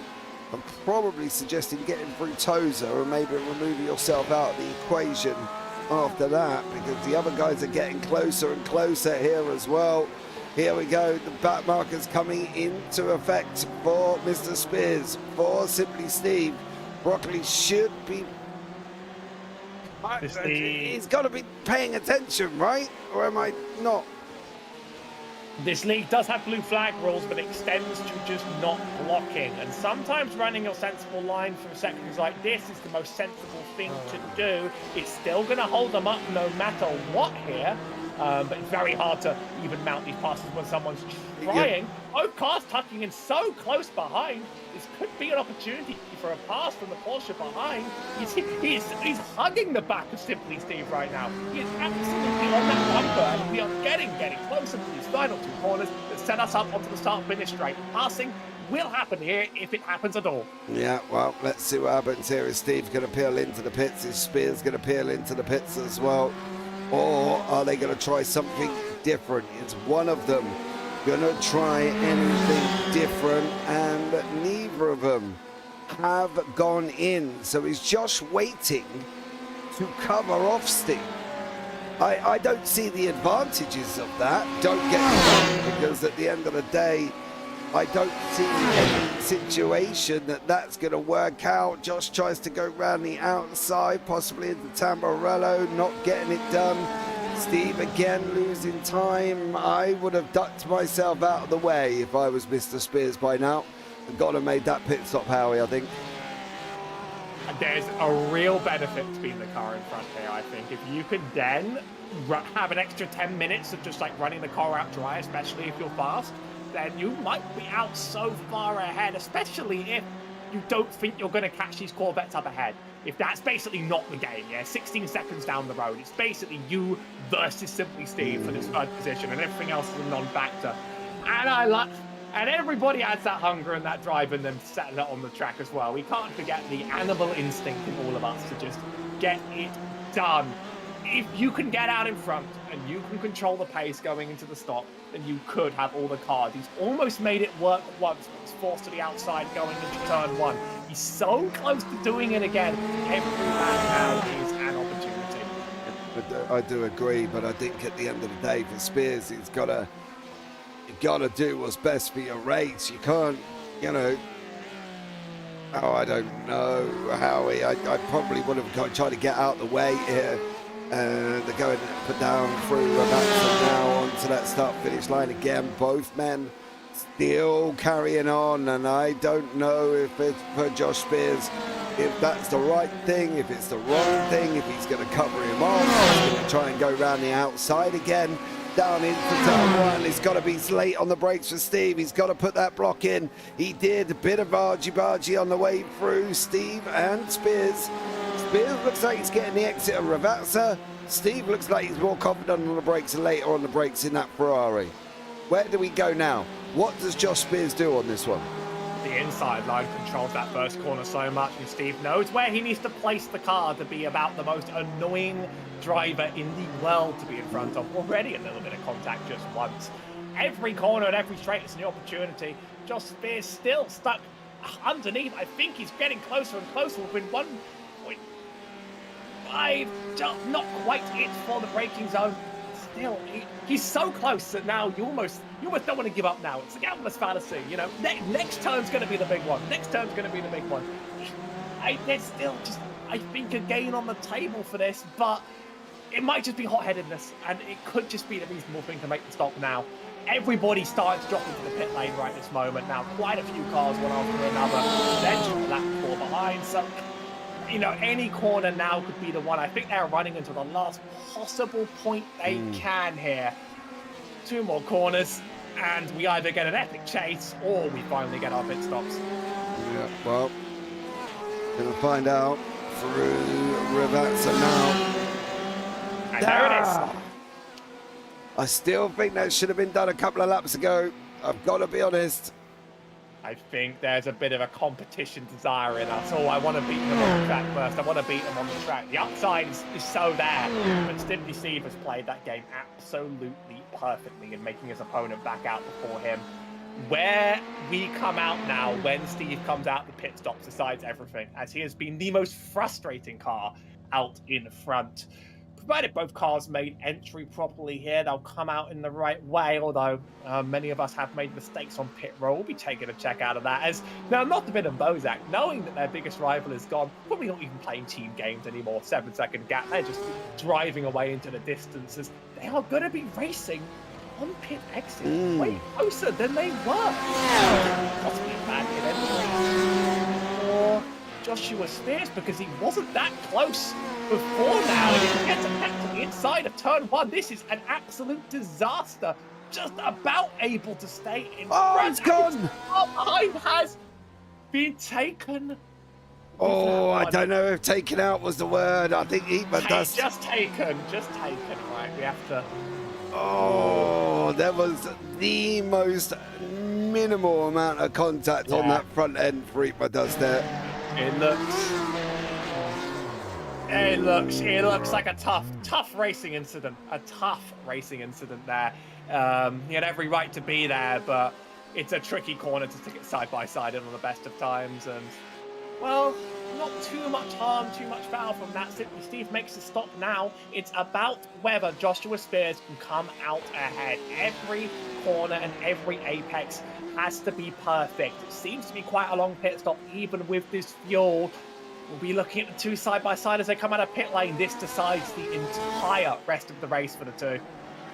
Yeah, it definitely does. But Josh has now got to get on his bike. Got to get on his bike. He's on that run down into Ravazza, and Simply Steve's in the box. He stopped here. I've got a funny feeling. Back markers aren't going to help here. No, there is a back marker ahead. And I've got a funny feeling he's going to lose time here. Yep. Steve's already out. Spears is not even coming out of Ravazza yet. Is he going to be able to get him? There is Simply Steve. Josh Spears is huge. That gap is absolutely massive. It's like undone the entire race up to now. Everything that he thought he was going to be able to do, he can't now because and it wasn't even the back and it wasn't even the back marker. It was just a little bit of lost time here and there. Probably little bits of everything. And that's so much work to make up because there's only half an hour to go now, and we saw that overtake was nearly impossible on the best of times. Yep, but the problem is as well, Josh Spears' pit stop, his actual pit stop was 2 seconds slower than Eat My Dust as well. So let's not forget they obviously come out together, partly because Eat My Dust was 2 seconds quicker in the pit lane. Well, so, you know, for Spears, he clearly had a bad one. And now he's lost, what's he lost? 2.5 seconds. So that would be about right. Well, thankfully, there's no RNG in pit lanes, so everything takes the same amount of time. So your difference is made up upon how you hit that pit stall and how you hit that pit entry. And those 2 small things could just instantly, you know, it is a 2-second gap to the car in front, and it was 2 seconds longer in the pit stall. So that literally, that pit entry was the difference. That's crazy. Mm-hmm. Well, yeah, that's the thing. It was down to the pit itself as well. The actual stop time was 2 seconds slower than Eat My Dust. So he's obviously taken on a little bit more fuel. That gives him the 2 seconds. If you take the 2 seconds from where he's at now, he's only 6/10 back from Simply Steve. But he ain't. He's 2.6 seconds. The only upside for Mr. Spears at this moment in time is he's got half an hour to get there. So, it's a consequence of stopping early, and it's also the dreaded auto fuel doing its worst to ruin your race as much as possible. I will literally set my interval to like -0.4, or else I'll just end up losing time. the tiny thing, like a combination of hitting that stall and the fuel taken and the possibly picking a different margin. Yeah, he's got to make that all up in half an hour now, and it has been the faster driver, and you can see the car in front that he's chasing. This could get explosive near the end, though. Now that there's no strategy game to play to it, and you know you have to get it done on the track. I mean, we've already seen a little bit of drama already. Passing has been difficult here. It could just happen again. Yep, I agree. But if Josh is now ever going to run at quali laps, he needs to do that now. He definitely needs to do that now for Mr. Spears. He's got to go and go quick. So let's see what goes on. Bozak is in the pits. Notovin retakes the lead after his pit stop. Bozak's coming out. Simply Steve is in Revazza. So yeah, no chance of catching the guys in front at the moment. The boys from Night Racing of Notovin and Bozak led from the beginning, didn't ever look back. I think we can safely say on that one. They got a fantastic start to the strategy. They did certainly get a little lucky there with their main opponent getting drive-throughs. Is it luck, or is it just not getting the drive-throughs, actually? Makes you think. And now they have the car best ride of their life. All they have to do is not make a terrible mistake, and that's fairly easy when you have 20 seconds. Yes. Just can really cruise around and chill, I think would be the interesting thing, isn't it, really, on that one? Both of them could just sit back, chill, and enjoy themselves here. Simply Steve is definitely enjoying himself. He's just opened up 5 tenths over Mr. Josh Spears. And was that because, did Josh have a bad lap? Yes, he had a lap 5 tenths slower than Simply Steve in front. So clearly Josh is not driving to how he... Oh, he's definitely not driving to how he was before he went into that pit stop. 1x. Overdriving. One more 1x. Overdriving, I think, would be the thing on that one. So... I think we might see another drive-through or two before this race is over. It looks like every driver has now done their scheduled pit stop. Still interested in Urko, getting his stop done about 15 or so laps before the others due to the damage. Whether he'll be able to even make it to the end like this. Everybody else has done what's scheduled. Now, any other pit stop would be either emergency damage or some nasty drive-through coming to get you. We can't quite see the counters right now, but we've already seen that a championship can wrap it up in 20 minutes and just be done. Let's not even say it was him having to leave for any other reason. A drive-through in 20 minutes when no one else could do it is a very tough race, and it would have sent him to the back in terms of points anyway. So either he got supremely unlucky, or we could be getting some more of this, especially if Josh Spears makes his own mistakes under pressure like before. But it's hard when you've got a delta ahead of you and you're just looking at it and you're thinking, what can I do to get this down? You're obsessing with it, and then it starts to break you. Yeah, absolutely. Absolutely. I think the pressure, it starts eating, doesn't it? And eating. And Biker Pilot has unfortunately had a little bit of a tat-tat-tat. Was this with himself? Here into... Too fast, dude. Too fast before you even gone anywhere. And that is the lack of ABS really getting you. You are slowing down that car painfully and very ungracefully. Yep. It's almost one of them things where you can see it going. It's that painful half spin scenario, isn't it? Where you can see it going, but you really can't do anything about it. And then, before you know it, your back end's round at the front. So, well, we've not too many of that, luckily. We just have people losing a bit of time. Too many spins under pressure. Another reason that I couldn't be here. But it has caught people out when it has eaten up pace, and it does eat up your tyre temps as well. I assume wear is really not really a game here, but tyre temps can mess up for a lap or two, especially in iRacing, as sensitive as it is to these little things. So I think over the course of this season, the drivers have gotten used to these cars. We're very, very late into a long season now, Once you pick a car, you have to pick a car and commit to it, and then you change it only one time, which is how we got our Ford GT actually. So they had probably gotten used to them, and now it's good that we're on a tricky track this late into the season for them to test it all out on. But little mistakes can really cost you, and we've seen a few little mistakes already explode, so could be more. Yeah, absolutely. I think there is at the moment. We're in that kind of period with 25 minutes to go. A lot of cars spread out across the racetrack here as well. Gaps starting to appear in the field, and nobody really setting the timing screens alight. Josh Spears not really making inroads on Simply Steve. Spring Flower down in that Ford is not really closing in on, well, he's got Urko in behind him. Who has he got in front of him? DC, and DC is slower, so we'll have to see if Spring Flower can get the pace of that Porsche up to Spring Flower. Spring Flower can get the pace of that Ford up to the back of DC in the Porsche there as well. Maybe I should have picked the Ford when I went and bought a GTE. I don't know. I mean, you never knew they were going to take away the Ford GT3, and then at that point, they're all gone. It's all over. They might tempt me into picking one up. The GTE series still does see some drivers in it. Still does get a little bit of participation when it's in a good track. Love these cars. It's almost becoming retro now. As weird as it is to say, those cars resemble our modern ones, but the march of time claims us all. And that Ford GT really does stand out. I hear it's a very hard car to drive, and it's not necessarily that strong to make up for it. But it's okay because you win style points, and really that's all that matters in the series. Are you the coolest person on the track, or are you just driving a Porsche like the rest? Coolest person on the track, to be bluntly honest. And now it's been replaced by a Mustang. I do like that car. Good car.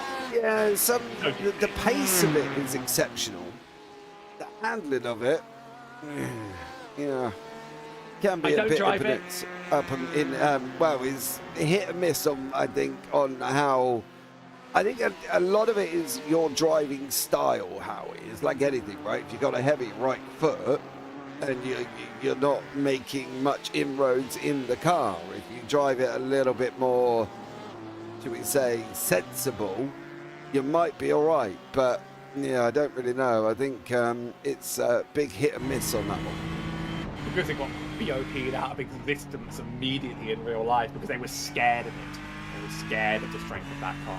Usually drive the Corvette myself in the GT3 series. I'm trying to learn that Mercedes because it's got one of those like right foot problems on it where you have to discipline yourself in the accelerator. But the Mustangs always had some kind of peculiar characteristics. And it hasn't always been the fastest, but it remains as cool as the car that replaced it. But it replaced for different reasons. Ford always have found a way to just stand out in the GT series. They're never content with producing someone that looks like the others. And as much as I do miss that GT, I do like what they've got in to replace it. They just do cool stuff. I always love what they have to see. Yeah, absolutely. I think you might be right on that one. But just now, as I say, speaking to drivers, that the Mustang is very hit and miss. Prince Adam in and out. He stayed ahead of DC, stayed ahead of Spring Flower, who's closing in. 1.6 for Spring Flower. Little quicker, not massively, but he is still quicker. And he's now in that area of, I must drive fast, Howie, because I see the car in front, right? We don't know why this magical, mystical pace comes from, but it seems to happen when you see a car in front of you who you're trying to catch. I've been there, I've done it as well, but I think that's where Spring Flower's sitting at the moment, isn't it? He can see DC in front of him, and he's just driving quicker and quicker and quicker. I do the opposite. I just overdrive and I try and replicate their driving and it messes me up. But I am seeing almost every other corner like another tenth. It's just like leaving this time. Now these cars handle very differently. So it'll be very interesting when they get near each other. We've seen passing be very, very hard, but there's nothing like a cool pink Ford trying to make a heroic pass to save the day. He had that trouble earlier on in the day with the spin, and he wants to recover back to where he started. And he certainly does have pace in that thing. He definitely has just been making inroads for the majority of this run. This is going to be exciting. Well, he's just pulled 3 attempts out of him over the sector 4 there. What's he going to do over the final sector here? Springflower doing a great job. Did he get much over the last sector? Ooh, He was yeah. And now he's a whole second. Yeah. Let's just say. He got another 2 attempts out of him on that final sector, so DC's going to be under pressure very, very shortly from the beast that is the Ford now. He's got him down to 9 attempts. He's not going to get anything done going into the Villeneuve chicane. He won't get it on the run to Tozon. I wouldn't be surprised if it's probably going to be another lap, Howie, before he's in that main attacking distance. Well, I mean, as we've seen, attacking distance, it seems to vary from never to never. Or at the very least, it just seems to come out of nowhere. I didn't get a couple more laps. He seems to be making about 2 attempts on lap, but even in half a second, well, time of day's ruining it for me. Even within half a second, you have to really, really, really make it stick. But you can just see that car inching closer and closer as that gap goes down. It's just scary. I think if there's no error, if there's no massive drama, which often happens when the tension gets high, we are going to see this attempt before the end of this race for sure. Just that one chicane, every important corner he's making up, just whole tenths. It's going to happen. You're right on the money with this. I can't believe it. Yeah, I don't think it's going to be a couple of laps. He is literally pulling him in like a fisherman pulling in a prize carp about now. He wants to make sure he can get it on the bank, and Flower is doing that well. Here we go. There's going to be an attack this lap. What have you done over that last lap on DC in front? How much? Oh, second. Oh, Springflower, you beast, you. Getting onto the back of DC. Look at that. That is some impressive times. To be pulling out nearly 1.8 seconds over 5 laps. This is the one. This is where it's all going to kick off. Can they now make it stick, Howie? They've done the hard work. They've just got to get the overtake done. Easier said than done, though, right? I think this is the hard work here now. Getting out on this track, at the very least, it is hard. We've seen the defender very much gets the right to choose a line and is choosing very good lines indeed in every corner that matters. But I think with the cap that's being made up, it probably doesn't even matter, actually. Move it out a little bit here and there, but there is a consistent pattern towards terrifying DC up ahead. And if he doesn't force it to happen, then maybe just the intimidation factor will send him over some sausage curbs into orbit soon. The cow just pulls in again, coming out of the next game. Going from that start finish. The Ford definitely seems to have a straight line speed advantage. It seems to have a corner entry advantage. Has the corner exit advantage. Seems to have a lot of advantages here right now. This attack is absolutely crazy. Yeah, it definitely is. It's going to be coming soon. 3 turns, 3.5, 3-3. See it on the left-hand side. Coming down. They've still got a bit of a run down into Tamburello. 2-6, 2-5, 2-4. He's going to be on the brakes now. Oh, he's bounced the...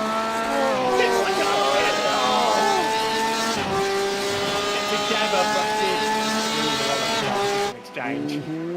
Bounce that sausage curve. Can't take them. No. Yeah, he's lost 2 attempts over that first little part of the sector. He's going to have to go again. The Porsche wouldn't argue nearly as much with a curb like that. None of them will love it, but the Ford absolutely argues with them. And the problem is they've strategically put them on every corner of this track that might make it exciting. That's the thing, isn't it? They've got them in the places it needs to. Now, this is the run where the Ford is normally quite quicker coming out of Acqua Minerale. Oh, nope. No, not that time. It took 2 big off tracks. Yeah, he took the same line. sticking his nose out now, coming into Grassini. Ford again, bouncing a little bit of a curve on the way in.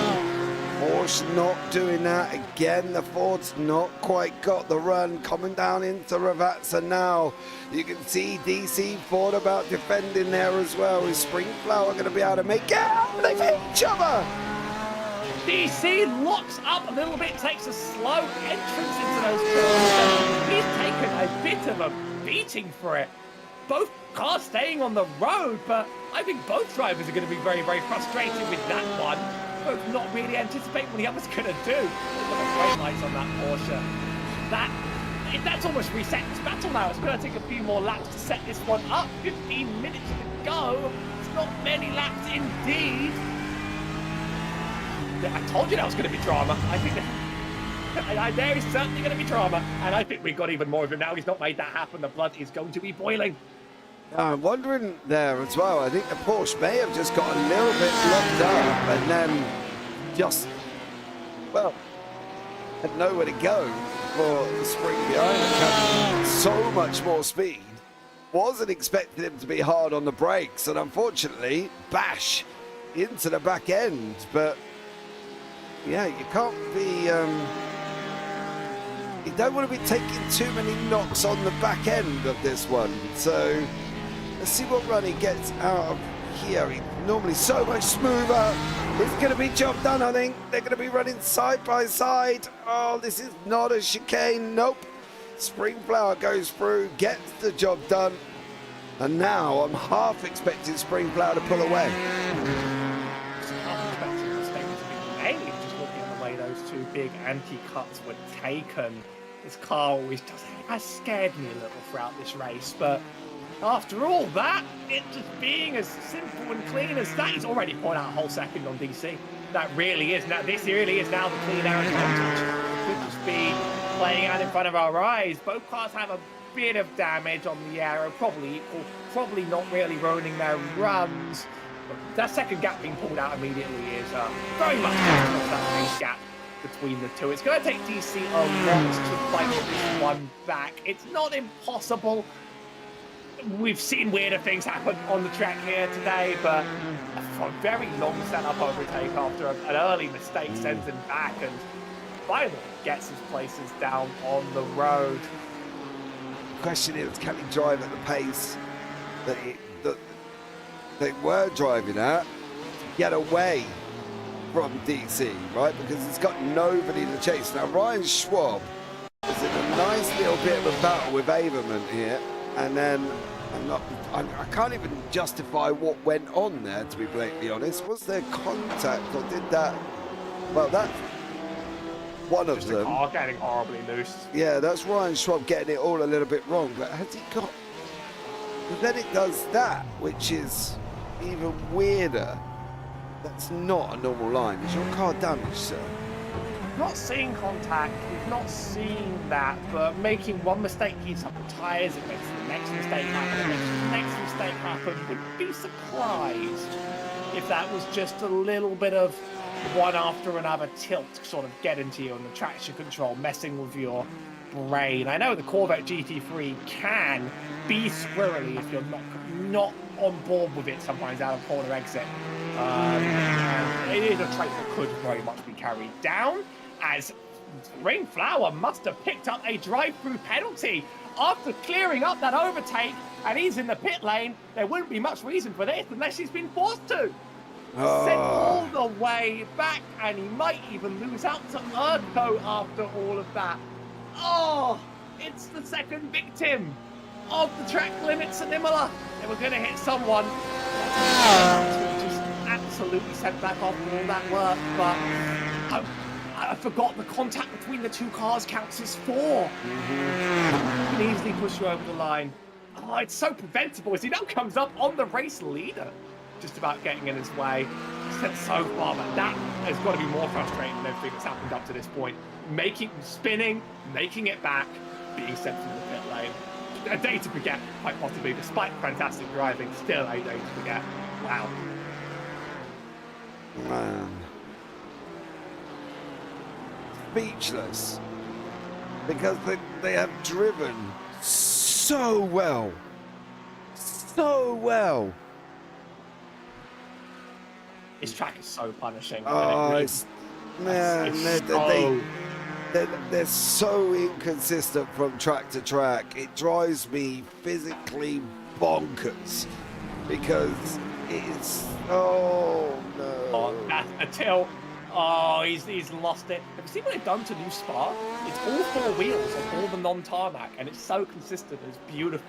iRacing are working on it, but this is one of their really old tracks, and as a result, it sort of has the green all over it. And I mean, that contact didn't help because that contact adds more to your tally. Significantly more. It's your whole incident count across the whole race that gets you.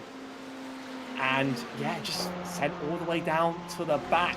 The second biggest thing I've seen today here of we were warned before the race that prevalence have traditionally been a problem here for drivers, and it really has started to hit people where it's mattered the most, as we see Nottingham out here in P1 running into the last 10 minutes of his race.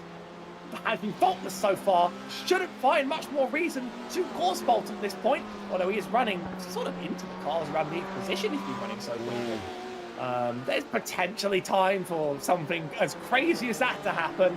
He's going to hope for his own sake and his own teammates' sake that not, and they can rack up some of the easiest teams and drivers' points that they've had all season.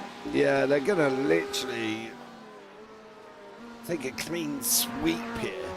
They're going to have a 1-2. They're going to have points in the endurance series that's going to give them a massive boost as well. You know, they're going to be, it's going to be interesting to see where they end up with the Upfront Motorsport boys, of course, as well in front of them, and how they're going to get on at the moment. Because what are they? They're only... Oh, that was Ryan Schwab gone round again, by the way. It's 24 points back in the teams. So they're not too far back there. Tonight and their racing. biggest rival has lost, you know, an entire driver's worth of points as well. So that could, and then, I mean, the other car from that team isn't even running top 3. So there's a massive, massive haul that is being made out. And I mean, I made sure to check out the league rules for all this, and their words, not mine. Team championship is the public prize for a pat on the back. I mean, that's worth fighting for in any league right now, and possibly they are in pack territory as it comes. It's been a faultless drive. Pat on the back. It's in the rules. It's in the rules. I don't make these things up. Hey, look, at the end of the day, dude, it's better than nothing, right? Because there's some people that don't even give you that. So, fair play to them on that one. And at least they get something out of it, Howie, I suppose, there. So, yeah, but they're doing a great job. Not having a Bozak, well, you can't really say a lot, can you? Because there's not a lot to say apart from how well they've done throughout the race. Getting that race start right was just so on point, so important, and ultimately, what did Dickinson do with the off tracks 16 and 20 minutes? That is a sign of pressure, if not one thing. That is a sign of pushing a little bit too hard. I mean, 2 drivers have been hit by that penalty. One of them had 4x contact going up to that point, so they sort of had to have a mitigating circumstance.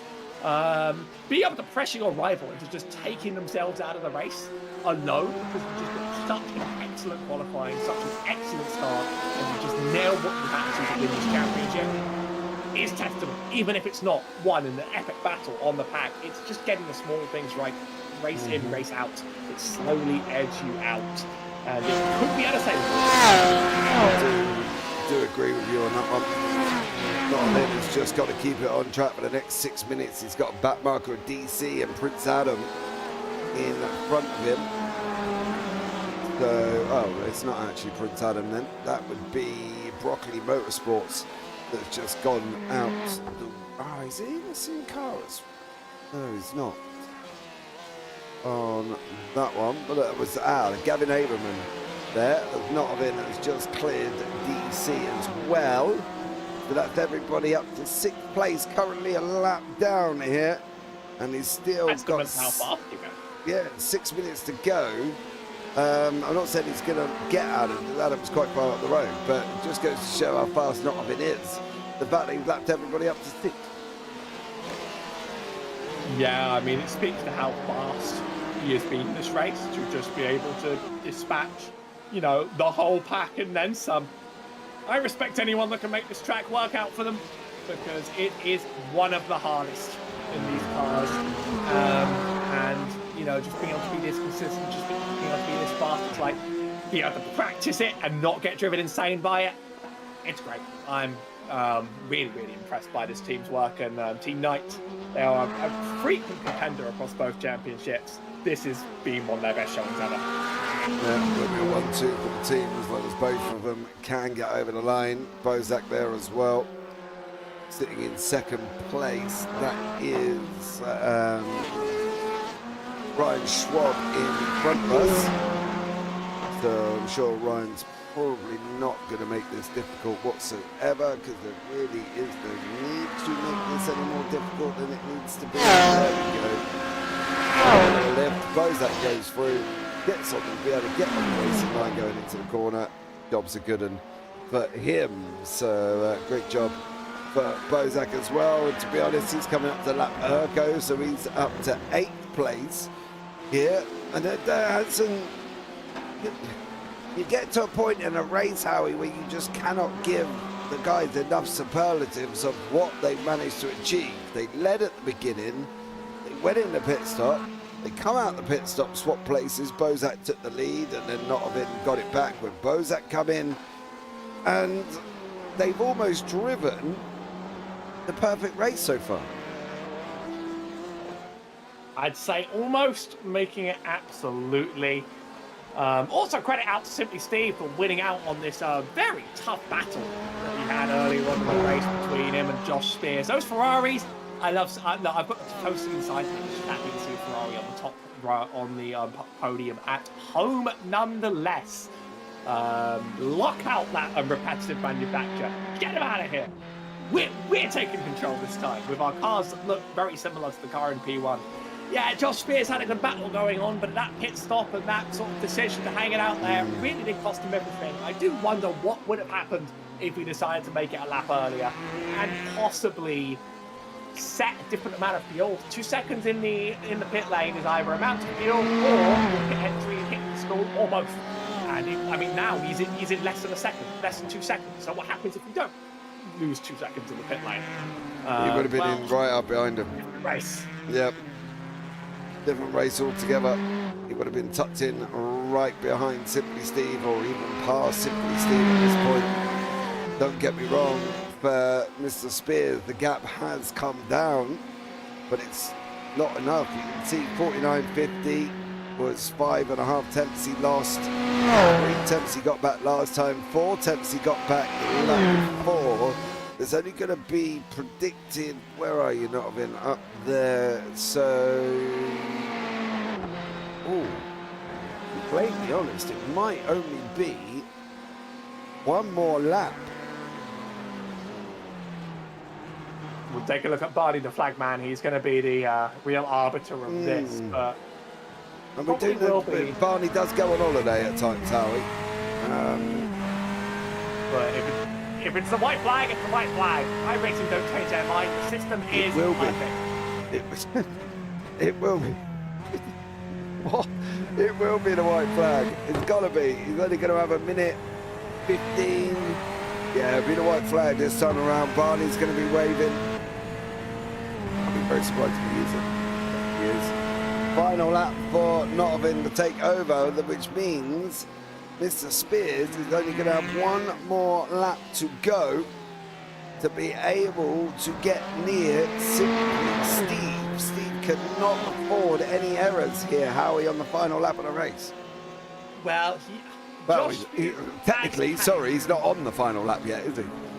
Well, we're so close, I'll let you have it. Josh Spears has pace over Simply Steve, but it's not flower pace over the car in front, where it was just so huge that you felt like it was coming any second now. It's just that gradual trickle where there just isn't going to be time to make it happen.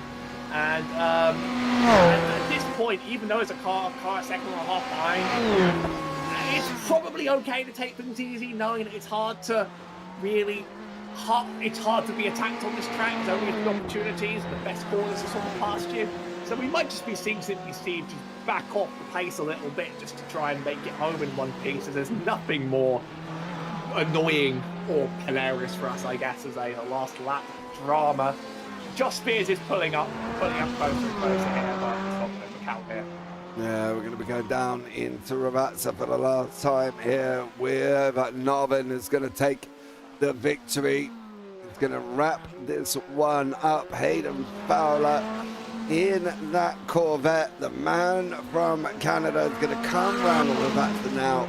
He has survived the course. He has survived the track. He's driven amazingly. He comes over the line and wraps it up. A great job from him. Teammate Bozak. Jaden Garin in second place there. Comes over the line as well. An incredible job from him. Another exceptional drive there. And then Simply Steve. Is he going to hang on?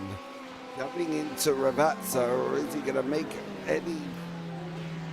Well, he just had to trickle around there, to be blatantly honest with you, Howie. I don't think he was going to make any mistakes. But again, another one that's driven rather well. A great battle and a great coming out ahead in order to make that P3 come alive. There was jeopardy on the line, but Simply Steve, even though he was just maybe a bit slower in the long run pace over each lap, it's where you finish that counts. Every single part of that matters. And what's the most important is to get the Porsche out of the top three for now. Josh, I feel Josh is going to be kicking himself on that one. He had that all day. I think he had that all day. So many little things for some of these drivers that could have changed everything. Steve Flower's going to be absolutely kicking himself in the more painful parts if Josh is going to be kicking himself, because that's another battle which just about got lost. Big swings to Dickens, losing any opportunity at points. It has been a race where there's only been really a few flashpoints, but the implications for certain drivers and the opportunities that were gained and lost are massive up and down the grid. Yeah, absolutely. Here are the results, of course. Norvin is your winner by 14 seconds. Dominated.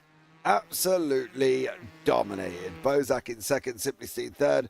Josh Spears in fourth there. Pit stop mistake may have just cost him that podium. Emadust in fifth. Prince Adam sixth. DC seventh. Urko eighth. Jason Woodercheck in ninth. Springflower all the way down in 10th place after their drive through. Biker Pilot in 11th. Gavin Averman in 12th. Ryan Schwab in 13th. Broccoli Motorsports down in 14th. And then Dickinson down in 15th place. And then behind that was Dylan Meyer and Bob Nova, who unfortunately was out on that one. Let's get some of these drivers in for a chat. And we will start it off. Let's go 3, 2, 1. So we're going to pull in one Mr. Simply Steve here into the booth. Stoked pressure up from Josh Spears, did Steve. He come out on top after must have been a pit stop error from Josh there, and manages to grab the third place. He makes Howie very, very happy by sticking a Ferrari on the podium. But let's have a chat with him now. Steve, welcome in, buddy. How are you? Hey, doing good. Happy to be here. Yeah, tough race. Yeah, it's tough around here. I mean, there's not a lot of forgiveness in a lot of the corners, all the X's. It's not a forgiving race. Yeah, it's tough. So you and Imadas are having obviously driving and, well, basically following each other. Was there any form of discussion about who was quicker, who was going to go through early on in the race? I mean, not before. I mean, I think like we just kind of started the race and we were like, okay, it's early. There's a lot of race left, so we should try to prioritize both of our races. So if like he was a little faster, then I was a little faster. He had made a couple minor mistakes, so I think it was just kind of whoever was faster at the time, because neither of us are far from perfect. So.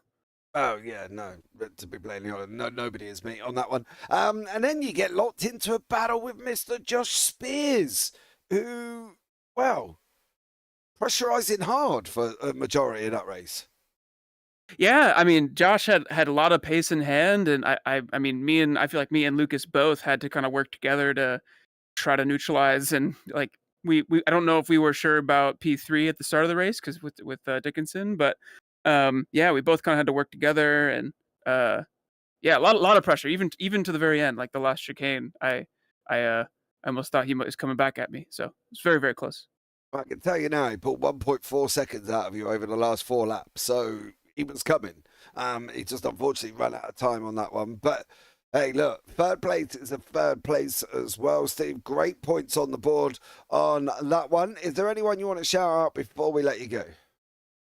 Shout out to my girlfriend if she's tuning in. Shout out to my teammate Eat My Dust and Erico and DC, the guys in the chat. Yeah.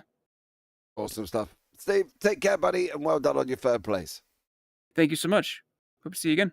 Will do, man. Take care.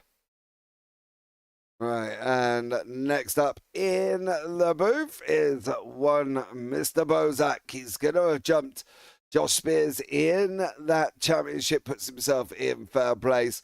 Drove away at the beginning with Notvin, didn't really have any sort of pressure once the gap had opened. He went into the pits, come back out of the pits, and finished in second place. Did a great job there as well. Let's welcome in Bozak. Bozak, welcome in, buddy. Hello. How are you, sir? I'm doing great. How are you guys doing? I'm all right, mate. I'm all right. I just watched a night racing domination, to be blatantly honest with you. You guys seem to have the measure of Imola, where others struggled so much. Yeah, we had to make a setup that really fit this track, especially for the curbs. Those would really ruin your car if you did it wrong. But luckily, we worked on it together, and we managed to do it just fine. Yeah, absolutely. Went out and dominated. Should put you up in the championship as well. Sean Dickinson, obviously, in the chat. Not sure if he's going to turn up to Algarve. Are we going to see a 1-2 in the championship for night racing by the time we get to Algarve? I can't say because there's a lot of questions unanswered. Sean might join, and maybe it might make things interesting. But we're gonna have to see when the time actually comes. Yeah, well, I'm just trying to, a bit of positivity, a bit of positivity. Yeah. Okay. Yeah, okay. So, yes, you guys are going to wrap it up, aren't you? And the team championship all at the same time. But listen, you've driven exceptional. Did you ever sit and think you were close enough to Hayden in front of you? It didn't sort of look like you quite had the pace to match him this evening. No, absolutely not. He had the pace for it. He had the practice for this track, and he dominated. So I can't really say I had the pace for him. The only reason why I was able to stay with him was because of the toe. But besides that, I was trying to stay as close as I could. Yeah, always the best philosophy on that one, mate. So well done for you for taking second place. Anyone you want to shout out before we let you go? Yeah, I'd like to thank my teammate. I'd like to thank you guys for broadcasting it. It's great. And that's about it. Well, take care. We look forward to seeing you in the Endurance Series in 2 weeks' time at the Algarve. Yep. I'll see you guys later. See you later, man. All right. Next up is your winner.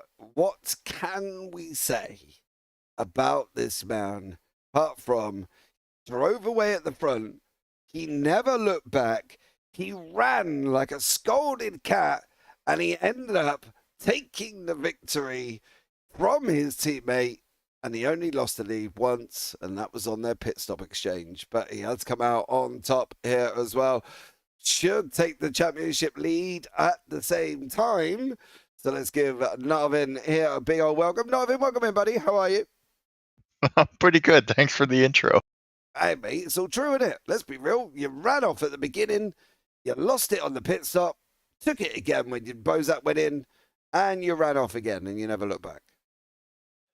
Yeah, that was quite the shame. I was kind of hoping we'd go in on the same lap, but he just was saving a little bit in my toe, so just kind of worked out that way. But he didn't save near as much on fuel as I thought he did.